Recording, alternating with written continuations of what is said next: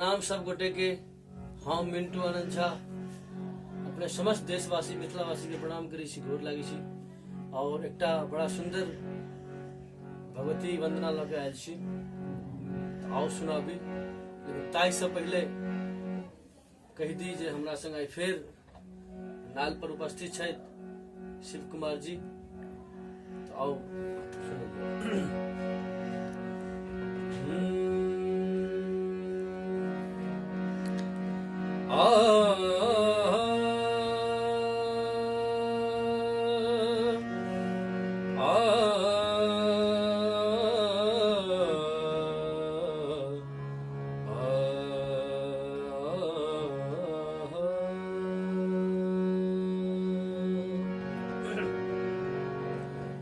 हमर दुखक नाहियो दुर्गा महारानी, हमर दुखक नाहियो